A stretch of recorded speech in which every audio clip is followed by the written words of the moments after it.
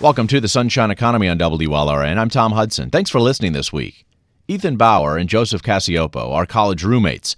They're both rising juniors at the University of Florida in Gainesville. They both grew up in South Florida before beginning their college careers there. Ethan in Pembroke Pines, Joseph in South Miami. Both of them are staying in Gainesville this summer attending classes. Ethan is a journalism major. Joseph is a double major in computer science and mathematics. They have a lot of time before they're faced with the reality of entering the full-time job market. They still have 2 years left for their undergraduate degrees, then a decision whether or not to continue on in school to get a graduate degree or go to work. But if you ask them about it like we did, it's clear they've thought about what comes next in 2 years' time. I would likely have to go back to South Florida and live there. That's Joseph Cassiopo. There is moving back in with his parents here in South Florida. And just look for an opportunity. I don't see myself having an opportunity right away after college. If I do, that'd be awesome, and that would be my preference.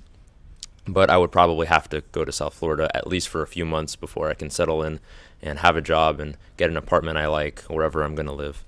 So I probably will have to go back. He sounds almost resigned to returning to his hometown, and with a double major in computer sciences and mathematics, his hometown would be happy to have him. Palm Beach, Broward, and Miami-Dade counties have spent a lot of time and attention working to diversify their economies beyond the traditional areas of hospitality and real estate.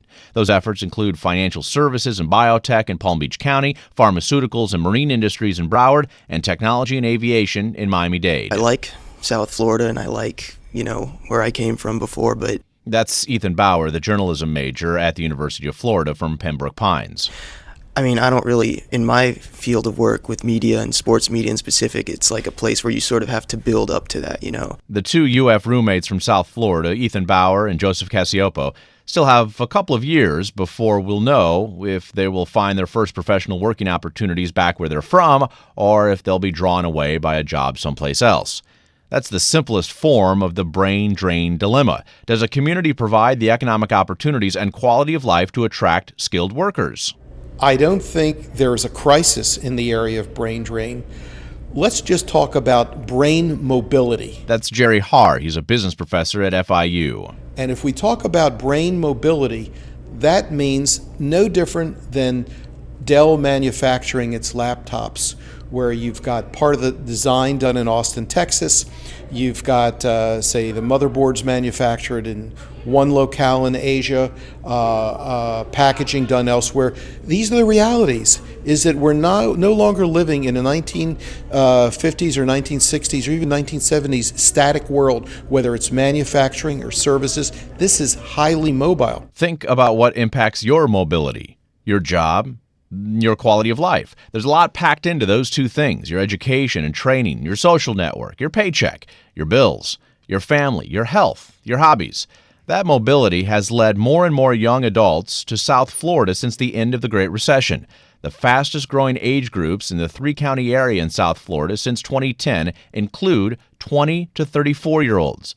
Late career workers and retirees, people aged 55 and older, also outpaced the overall population growth. In fact, the only age group to lag was mid-career workers, people between 35 to 49 years old. These age groups barely grew in the 4 years after the end of the recession.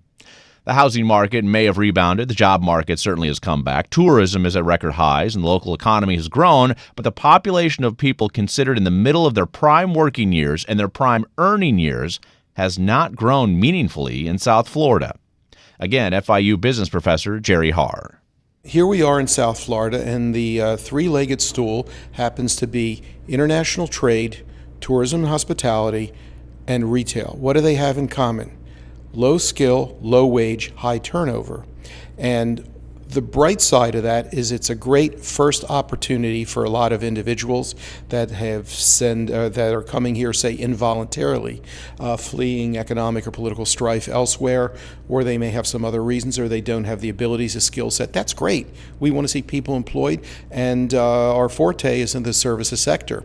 By the same token, there are other individuals that say, gee, I'm interested in studying engineering at FIU or University of Miami, and I'm thinking about becoming a systems engineer.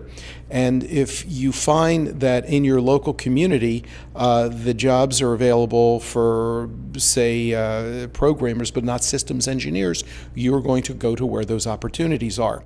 I see myself staying in Florida, or rather, I guess I should say South Florida. This is Shanaz Mirage. She graduated this spring from Barry University with a Bachelor's of Fine Arts in Photography. She came to study at Barry from Bushkill, Pennsylvania, about 80 miles northeast of New York. She's staying here to start work. For probably 5 to 10 years, it's just the opportunities that kind of, come my way via my craft. It's kind of phenomenal. I mean, if you think about it, Miami it's now growing, so they're getting a lot art-wise, which is definitely what I need to push myself. So for me, it seems kind of like the perfect fit. With her degree in photography, she's confident she could go to New York, a natural choice given her field, and find work. But I could find something there as well, but for me personally, I've grown a lot of roots here. I've met a lot of fantastic people, and if it's one thing I could say, the culture has so much more influenced, my art, which is kind of perfect. She has a full-time job lined up at Barry University. So she's staying put. South Florida's gain is her hometown's drain. My name is Jeff Lamore. I'm from Miami Shores, Florida, and I decided to go to Barry just to stay close to home, and I didn't really see the need to leave, so I just ended up at Barry. And currently right now I'm a political science major, graduating senior. What's next for Lamore, with his political science degree and his Miami roots, may take him away from his hometown for the first time. I see myself right now, I'm applying to law school right now. Hopefully I'm able to continue school in June in one of those schools. And if I don't go to law school, I don't really see myself acquiring a job within my field. I don't really see that much political science opportunities here. And that's an issue for me because I really would want to stay in the field. I've studied this for 4 years. I got a 4-year degree in it. So leaving Miami might be an option. You're going to college and graduating college just a few blocks from where you grew up. It would be a significant change if you were to pull up the roots and look for those opportunities elsewhere. How big of a change would it be for you to leave Miami, leave South Florida? It would be a huge change because I was raised here and I wouldn't really know where to begin in another place. But at the same time, I would love to be in the field of political science. I love it. I love watching the debates. I love being involved, but I just do not see the opportunities here. So I'll be willing to leave because of that. Lamar is sticking around this summer at least. He's interning for Democratic congressional campaigns. But he admits, being in school for 4 years, I'm expecting, a paycheck. Money certainly matters, of course. Marissa Dorset also graduated from Barry University this month. She got her degree in international relations. She grew up in a lot of places, but considers the U.S. Virgin Islands home. Now, she plans on going to law school in January, but does not plan on returning to South Florida, no small part because of money. I've kind of just been set on Central Florida. I just feel like with what Central Florida has to offer, the standard of living and the cost of living especially just resonates with me. I just feel like Miami is too expensive for young adults, and they just make it unaffordable to afford bills, a car, and still a lifestyle. I think about how in Central Florida, granted Disney, Universal, and all those major corporations are there, you can still afford rent at $504 a month, while here down the street is almost $1,200. I just feel like Miami was more of just an opportunity. I never really saw myself living here. It's almost too congested for me. That's why. So I just feel like I can't live in such a congested city. Miami and South Florida may not be able to keep Marissa Dorset and her legal ambitions from leaving. So what makes a community magnetic?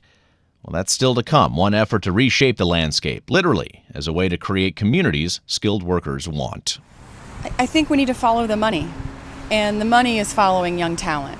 And talents are going to cities like Boston, Austin, San Francisco, Los Angeles.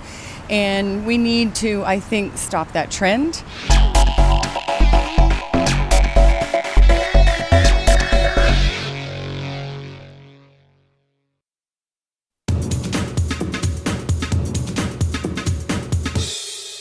Welcome back to the Sunshine Economy on WLRN. I'm Tom Hudson. Thanks again for listening this week. We're talking about brain drain, the phenomenon when communities lose skilled workers.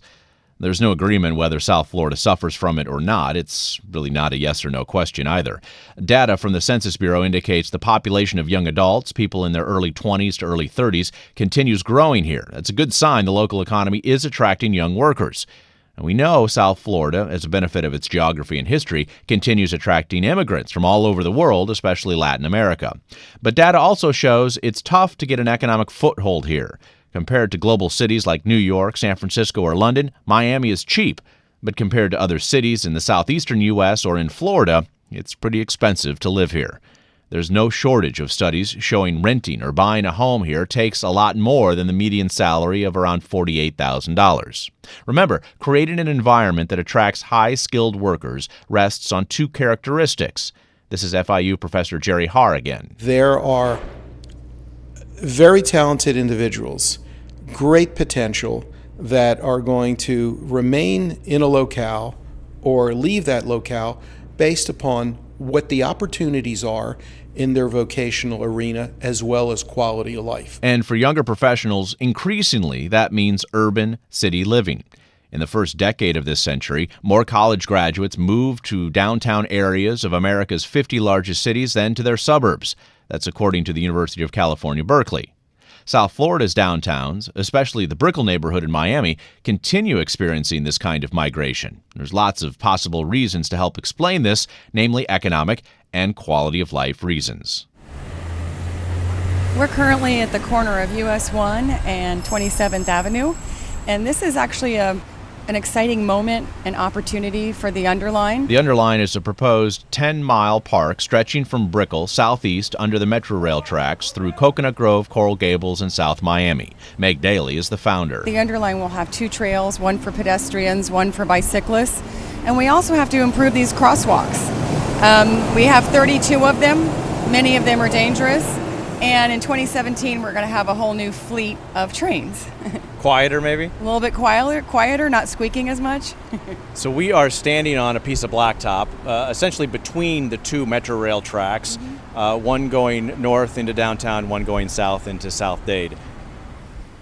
The Underline idea is an example of hoping to create amenities to improve communities through public spaces, addressing the quality of life issue for the region, including for high-skilled workers. It's an exciting time in Miami. Stuart Kennedy is the Director of Innovation at the nonprofit the Miami Foundation. Miami's a young city, so some of those, we have some deficits like the park space that is less than other places. But also there is a real feeling that you can have an impact here in Miami. You don't have to have the right last name like in New York or Chicago. You can come and raise your hand and you can be heard. Your voice can be heard and you can have a real impact on a significant world city. The Miami Foundation is a supporter of the Underline project as part of its Public Spaces Challenge. That's a grant program awarding money to community projects focused on parks and other public areas. It's an effort that's attracting both public and private money. The city of Miami increased its parks budget this year by 10%. Broward County's parks budget increased 7%. And this month, the company behind the massive Brickell City Center project, Swire Properties, donated $600,000 to the Underline. I think we need to follow the money, and the money is following young talent. And talents are going to cities like Boston, Austin, San Francisco, Los Angeles, and we need to, I think, stop that trend. Like my children, they both live in New York. We need to bring this talent here because the businesses are chasing that talent. We're being outspent 2-to-1 on park amenities like the Underline with our competitive peers throughout the country. And so if we don't bring these amenities like walkability, bikeability, accessibility to park space and public transportation, we're going to continue to lose the talent that we need to build a thriving economy.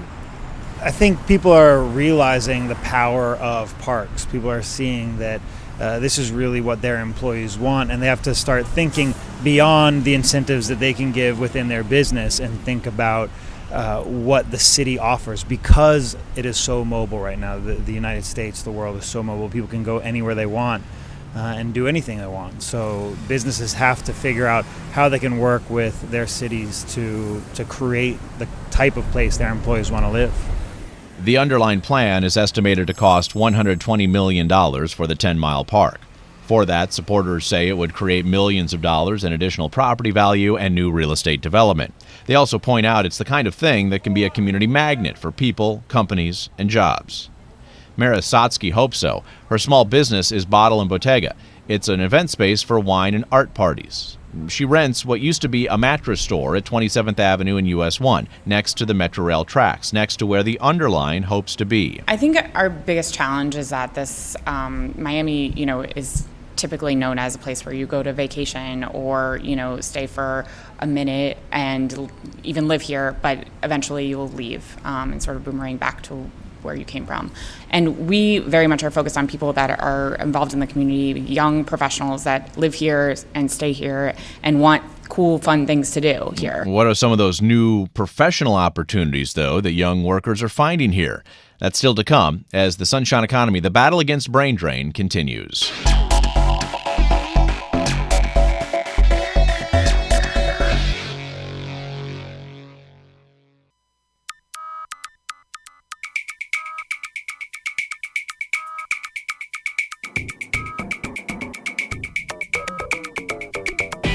Welcome back to the Sunshine Economy on WLRN, the battle against brain drain. I'm Tom Hudson. Thanks again for listening this week. This month, more than 10,000 students earned their undergraduate degrees from South Florida colleges and universities. Another 10,000 earned graduate and professional degrees. Not all of these 20,000 new degrees will wind up being put to work in South Florida's job market, certainly. Some will go back to school, some will leave, some will stay. Statewide, most Florida college students are from Florida, almost 90%, according to the National Center for Education Statistics. So what about after college, after graduating? An analysis of LinkedIn alumni profiles online by the Brookings Institute found South Florida can brag it holds on to more than 50% of its college grads. That's quite a retention rate.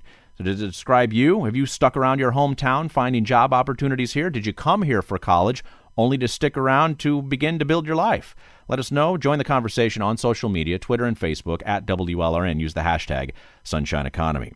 With us now is Fernando Figueiredo, the Director of Career Services at Florida International University and the Assistant Director for Career Advisement at Nova Southeastern University, Emilio Lorenzo. Gentlemen, welcome to the Florida Roundup. Fernando, let's begin here. Does South Florida have a brain drain problem? Well, first of all, Tom, thank you for inviting us and having us on the program. Very interesting subject and topic that we'll be discussing this morning.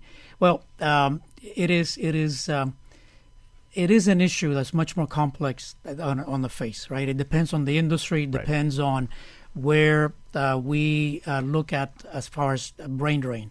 We do find that in certain industries like the technology industry, we have major multinational companies recruiting at our universities, especially at Florida International University, to take them to different places. The Googles, the Microsofts, the Ubers of the world. Now, those companies are here, but they're not headquartered here. That is correct. They have offices here in Miami, and they're not. Their headquarters is somewhere else. Therefore, their major opportunities are somewhere else. And they're usually sales offices, not development offices. They are sales offices, and so they're not really development offices.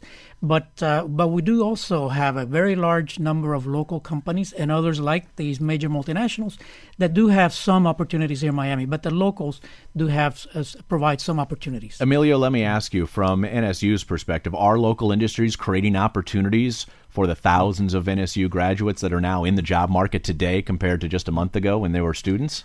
I do think so, and I think a lot of the points brought up were valid, especially in the technology industry, and that they're growing more, but you still have some of that young population leaving.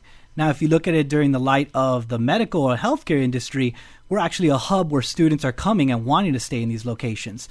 And, we do a lot of local partnership, whether it's with hospitals. We have a whole Baptist health program with our top nursing students going into those programs. Our NSU's dental program, medical program, pharmacy. A lot of these students' top choices is to go to residency or to get full-time jobs down here in these areas. You also look at other areas within the Latin American entertainment industry, and we're a hub here, whether from internationally or other universities coming down here to either practice marketing or other techniques. And I think that's where it's seeing the brain drain from different scales or looking at certain light kind of gives you the bigger picture of what's happening. You mentioned a couple industries which are not traditional tentpole industries of the local economy. You didn't mention hospitality or tourism. You didn't mention real estate. You mentioned healthcare and entertainment. And hospitality is still a growing industry. And I think, there are always going to be opportunities down here locally. But I think looking at where the brain drain issues are happening, it a lot of times is those technology where you have these students who are leaving for maybe bigger companies or located in different areas, but also because of the lifestyle there is down here.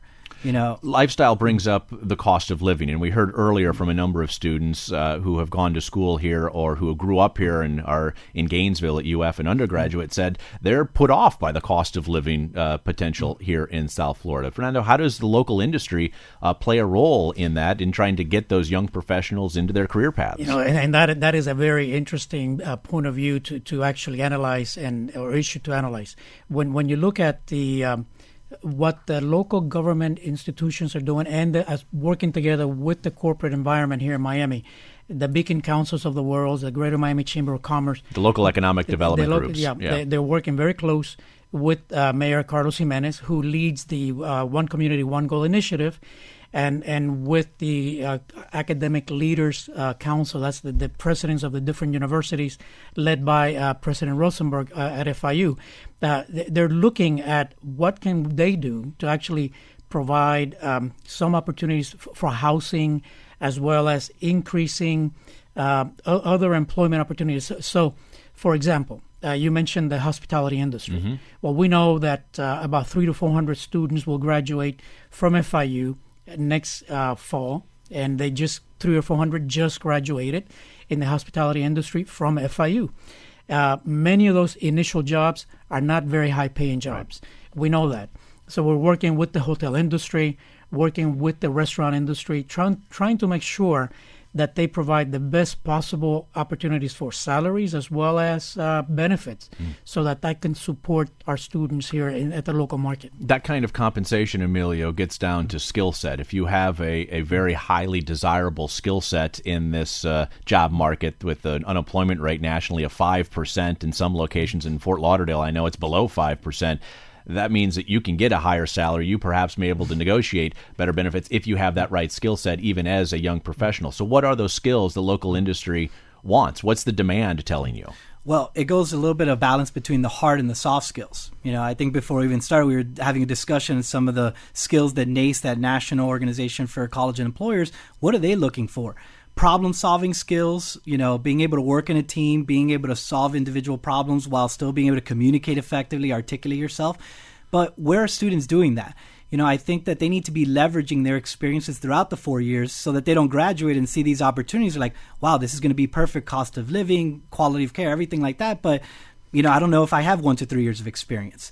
And so that's where it goes back to that internship. What are they doing throughout those 4 years to make themselves marketable, to be eligible for those type of opportunities? Because if you don't have those skills or you don't have anything to sell yourself with, how are you going to make that next step forward? That list, Fernando, that Emilio refers to talks about critical thinking, problem solving, communications, collaboration, leadership. There's not algebra or global history on here. Right. Those are not skills that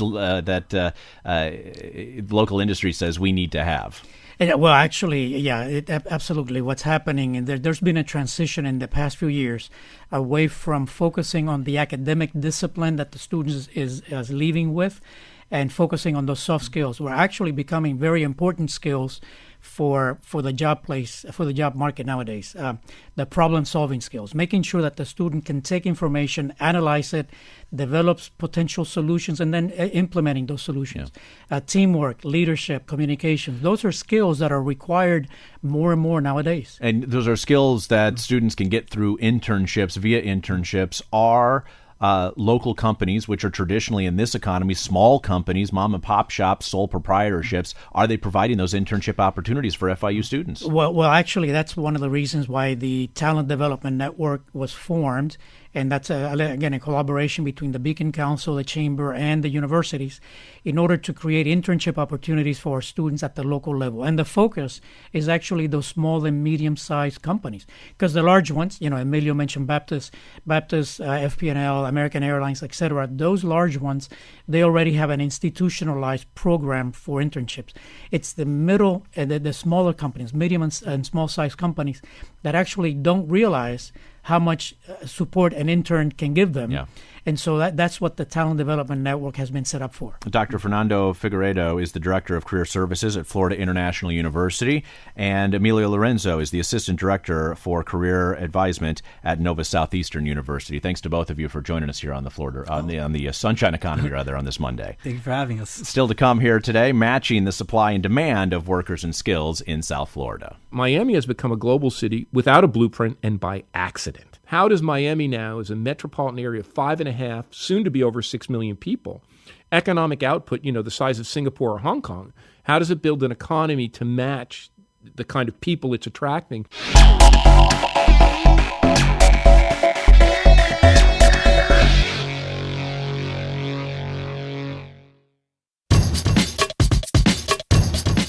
We're back on the Sunshine Economy on WLRN. I'm Tom Hudson. Thanks again for listening. We're talking about brain drain, the idea that a local economy can lose its young and high-skilled workers. In April, Florida saw the second largest increase in new jobs in the nation, 31,000 new jobs created statewide. Nationwide, the unemployment rate is 5%, but for those with at least a college bachelor's degree, it's less than half that. Richard Florida is a leading thinker about cities and innovation. He's professor at the University of Toronto and a visiting fellow at FIU. He splits his time between Toronto and Miami Beach. Probably more than most regions, Greater Miami or South Florida has been fixated on this idea of brain drain. And it's true. The most talented, the most ambitious young people typically leave where they grew up. That's true of Miami. That's true of New York City.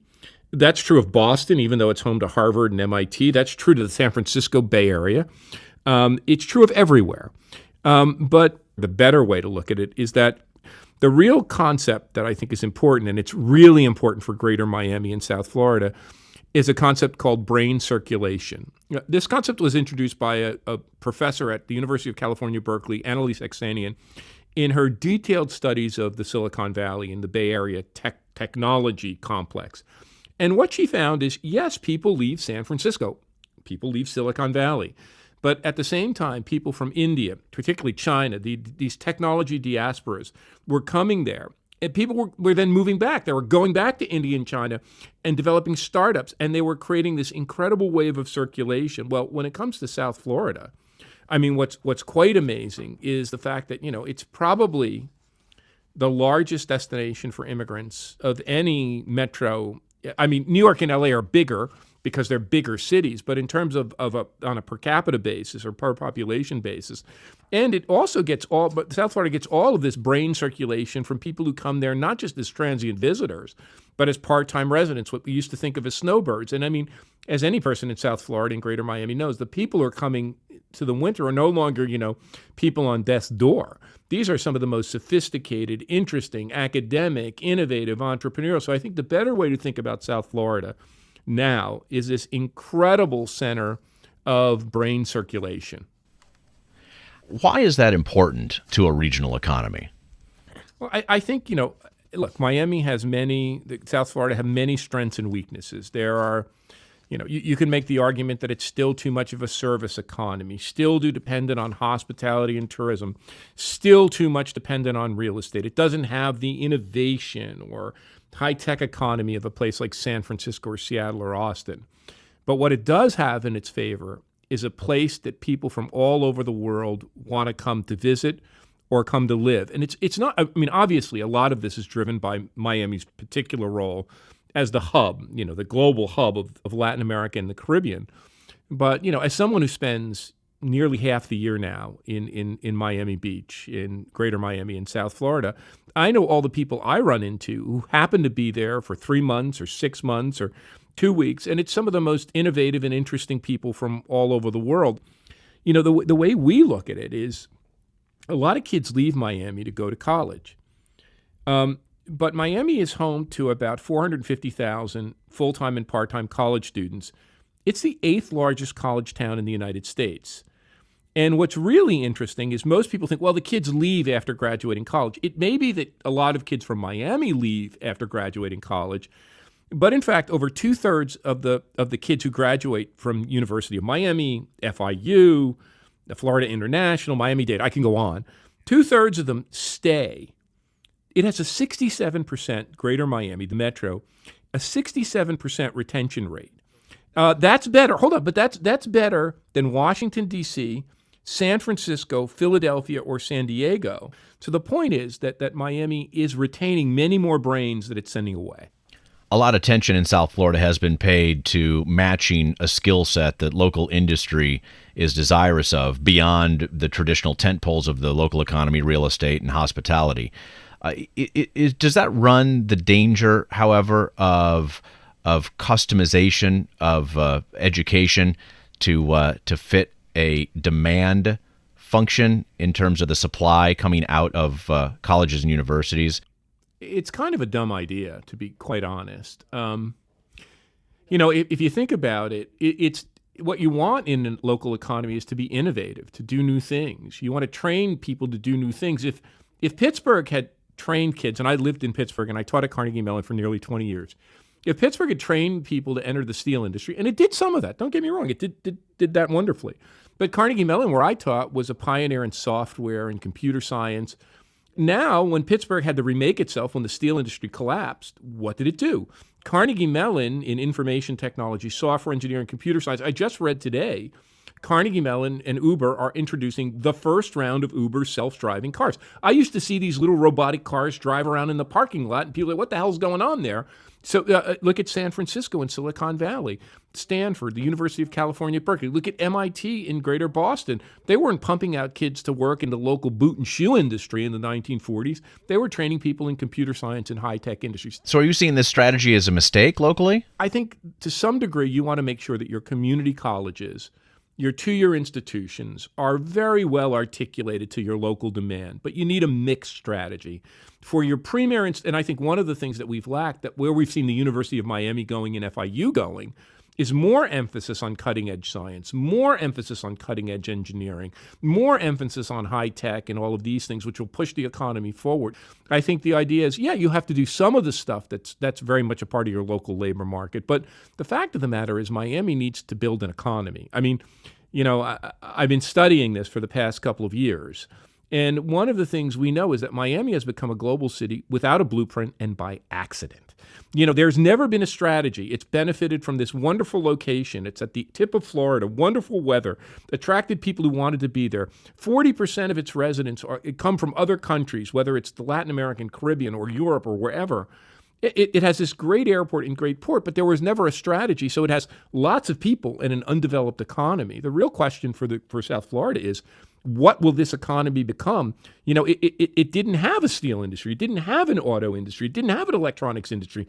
It grew on tourism and hospitality and its wits and real estate. How does Miami now, as a metropolitan area of 5.5, soon to be over 6 million people, economic output, the size of Singapore or Hong Kong, how does it build an economy to match the kind of people it's attracting? While Miami has significant industry, and that industry is service-oriented, of course, in the tourism and in the real estate industry, it doesn't have large cornerstone corporations and has really lacked that kind of Fortune 500 spin-off environment that Silicon Valley has had, that Dallas has had, of course, with the energy and with banking, that New York has had with multiple industries, media and financial, that even Minneapolis has with the agribusiness industry that it has. How much of that has been a governor or could be a governor moving ahead as the area continues to try to develop into this global economic power? I think it's a cost and a benefit. I mean, you look at one industry towns like Pittsburgh and steel or Detroit and autos, when those industries collapsed, Pittsburgh had 900,000 people in its heyday and now has 300,000 people. Detroit was way over 1 million. I think it's 700,000 or 800,000 people now. New York is different. It's had an incredibly diverse economy back for centuries. But I think Miami is the place that's really making itself out of nothing. Now, it does have big companies. It has the big cruise lines. It has the big hospitality and tourism aspect. It has some big real estate companies. But the thing is, it now has the ability to build its economy in all sorts of new directions. And I think there's two things. One, I think there's been an emphasis on startups. That's been great. Miami is creating more startups. It's climbing up the ranks. No, it's far behind the Silicon Valley or San Francisco or Austin, but it's getting better. But I think the bigger thing is, how do you make that tourism and hospitality industry the best it could be? And my analog is when Detroit and Pittsburgh and Boston and New York were built, it was not only the rich robber barons that prospered from manufacturing. We actually, as a country, 100 years ago, during the New Deal, the Great Depression, said we're going to make manufacturing jobs. Henry Ford said we have to have a $5 day so that people working in the factories can buy the cars they're producing. So he created manufacturing jobs as good blue-collar. My dad had one. My dad had a 7th grade education. He had one of these jobs in an eyeglass factory. Put his 2 boys, bought a house, put his 2 kids through college. These tourism and hospitality jobs are the exact analog today. They're terribly low paying. They're insecure. People are treated pretty poorly in most cases. They're high turnover jobs. Imagine in Miami if we could develop a strategy using our 2- and 4-year institutions to making those tourism and hospitality jobs higher paying but more innovative, just like they did in the factories. Involve the workers in work teams and work groups, have them seen as sources of innovation. And in fact, the most recent studies coming out of MIT suggest that in retail, tourism, and hospitality, when you engage workers in their jobs, when you pay them better, when you have them stick around and not move from job to job, when they have a longer-term tenure in that company, they become a source of innovation. Customer service improves, customers like the company better, innovation goes up, productivity and profits rise. So I think Miami is a very good laboratory for thinking about the future of hospitality and tourism, not as a low-wage driven occupation, but as a middle-class, family-supporting set of occupations, which actually lead to a more innovative and more technology-driven, better customer service, more profitable tourism and hospitality industry. And I think that's got to be part of the mix. FIU visiting professor Richard Florida. Next month, he will release a new study examining Miami's creative economy, including a look at attracting and keeping high-skilled workers. Still to come, Miami's assets and learning from the mistakes of others. Someone once said to me that Miami's a little bit like a bathtub with the drain open. It keeps the water keeps coming in and it flows out over the edges and it goes down the drain. I mean, it goes in all directions.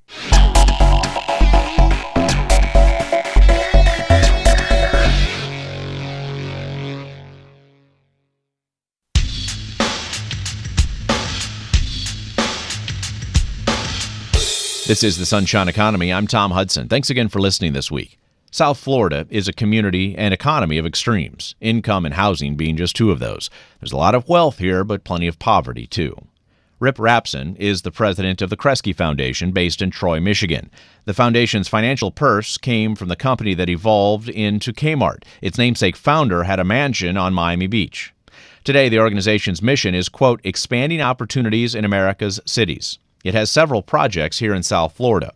Now, Rapson and the foundation bring here a perspective from their hometown near Detroit and the big struggles Motor City has experienced in trying to rebuild its community and economy. Well, in many ways, Miami, I think, is well on its way to getting there, if I may say. I mean, it is a community that reflects the vibrancy of the cultural and historical traditions of our country. It's a community that is increasingly filled with the building blocks of opportunity, whether it's educational opportunity or economic opportunity or transit mobility. It's a place, I think, that is increasingly centered around institutions that are welcoming and democratic in all ways, whether those are arts institutions or even business institutions. And it's obviously a community in which sort of the next generation economy is open to all residents who want and are able to participate.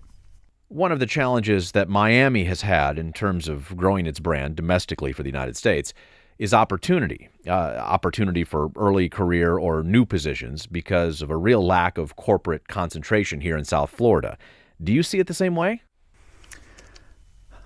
From an outsider, I think if there is any line on Miami, it is a little bit the sort of two-tier economy. It's the idea that you have this extraordinary vibrancy of tourism and cultural attraction and folks coming in and investing from other parts of the world in exciting ways. But I do think that for those of us who aren't from your community, there is a sense that there is not the kind of the diversification and the stability across multiple sort of lines of economic activity that provide these kinds of pathways of opportunity where you can start as a nurse and move up to be a supervisor and ultimately move into management in a hospital organization, for example. But on the other hand, my sense is I've come back to Miami over these last number of years fairly frequently, is that that's emerging, that you're diversifying in terms of healthcare, in terms of technology, in terms of entertainment. I think in many ways the narrative may not yet be caught up to you. And what are the influences of that narrative? Not necessarily solely for Miami, but for any city as it's trying to grow into a sticky economy, an economy that doesn't have brain drain or doesn't lose, high-paying jobs and multiple companies to other locations, either domestically in the U.S. or internationally. Well, I think one is simply stability over time. Miami has been such a dynamic economy and such a dynamic sort of socioeconomic place over the last decade that I think it's hard for people outside of Miami to sort of get a fix on it. Someone once said to me that Miami is a little bit like a bathtub with the drain open. It keeps the water keeps coming in and it flows out over the edges and it goes down the drain. I mean, it goes in all directions. And I think he meant it in a complimentary way, that there is so much change going on in this community all the time. That I think it's hard to pin down a narrative that seems to characterize you at any moment in time. With the other communities your foundation works with, specifically Detroit, and I know you have a close relationship with the city of Detroit and what it's gone through over the past generation, really, what are some of the efforts that you see are applicable here in South Florida that can work toward creating a community that proves desirable for employees and provides those pathways to prosperity for a larger number of people? First, the extent to which you have created a vibrancy in your arts and culture scene, I think you should never underestimate. Whether it's Wynwood or whether it's the new institutions popping up along Biscayne, I mean, it is just extraordinary to watch. And you only have to walk outside any evening in Miami and see the people spilling out of concert halls and art galleries and museums to understand what an extraordinary asset or set of assets you now have. I think we often tend to push off to the margin issues of arts and culture as a determinant of long-term social and economic vibrancy, but I think you have really cracked that code in a really powerful way. And it's not just Art Basel. I mean, it's everything about this community that sort of speaks to a sort of a diversified and healthy and dynamic way of thinking about the next generation of our nation. Second is the diversity of the population. I mean, it is so fascinating to walk the streets of Miami, even after walking the streets of a place like New York or San Francisco or Chicago, and see sort of a mini United Nations around every corner. The music, the food, the art, the culture, the languages, I think make for a community that seems to both reflect our nation's future and in many ways reflect the very best of what our nation has to offer right now.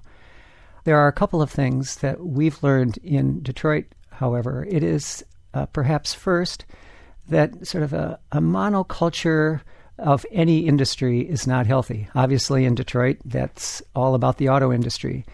But here, again, to an observer who may not be the most astute observer, but one from the outside, my sense is that the tourism and entertainment industries here in Detroit, in Miami, are so dominant that efforts to diversify, even in small business and in neighborhood-based economies, is going to be important to your future. You can't just build a downtown economy. I'm not sure Miami is trying to do that, but certainly in Detroit, you can't do that. You've got to make sure that you pivot into neighborhoods and ensure that there's the kind of residential and economic and social political stability in neighborhoods that any great community needs. I think if there are other ways that Miami could move forward, it's perhaps in the sort of the more ambiguous area of how you problem solve. One of the things that we've learned in Detroit is that no single sector can really take on the complexity and the intractability of issues of education and economic growth and all of the other issues that any modern American city has to face. And what we've tried to do is stitch together unusual combinations of the public sector, of the private sector, of the philanthropic sector, of the nonprofit sector, so that each can sort of do what it's best at. So, for example, we created a new riverfront development over the last decade that was led by philanthropy and closely followed by the private sector, and only at the very tail end did the public sector come in. I don't know enough about sort of the Miami circumstance to know, but I can suggest that I think the most successful places in America are those where there's more of almost a distributive leadership model, where the public sector is not sort of command and control over all decisions, but increasingly is working with the private sector interests and the philanthropic sector interests to crack problems in very different ways. Detroit clearly has had a very tough reputation for a number of years now, and it got even more difficult, of course, during the municipal bankruptcy. The work that you've done there, have you been able to identify, as Detroit's been able to begin to rebuild itself, begin to rebuild its finances and business acumen, what impact that has had on its ability to attract business from outside the area to come back in? It's such an interesting question. You know, when I came to Detroit 10 years ago, my wife sort of wept for the first year because it was such a tough climate. There was so little investment going into the city. There were such high levels of need and distress. And now 10 years later, you walk down the Central Business District or along the main arterial, and you see cranes and activity and kids and families on the street enjoying the community. So at one very sort of anecdotal, soft level, you can just see it. You can feel the sense of hopefulness and optimism that people, I think, feel every day as the markets sort of find their way back to Detroit. Second is that their markets are finding their way back to Detroit. We have seen everything from residential to commercial to industrial to other forms of investment move back into Detroit. It's taken a while. You've got to kind of rejigger return expectations at first until the market catches up with you. But interestingly, Tom, third, we actually commissioned a survey last fall to ask exactly this question. In sort of post-bankruptcy Detroit, what do CEOs from across the country outside of Detroit think of Detroit? And it's actually almost surprising how bullish American CEOs are about Detroit. About 3/4 of them felt that Detroit was a place they would like to invest. And almost all of them felt that Detroit was a place that was recovering and would be in much sounder financial health, in the future. Although it was interesting, we were surprised to find that only about 16% of the CEOs we surveyed actually knew that Detroit had actually emerged from bankruptcy. So, is that right? Yeah, we got to do a better job of getting our line out. Miami does not suffer from that reputation. Rip Rapson there, the president of the Kreski Foundation. Wanda Miles is our technical director. I'm Tom Hudson. Join the conversation online, Twitter and Facebook. Thanks again for listening.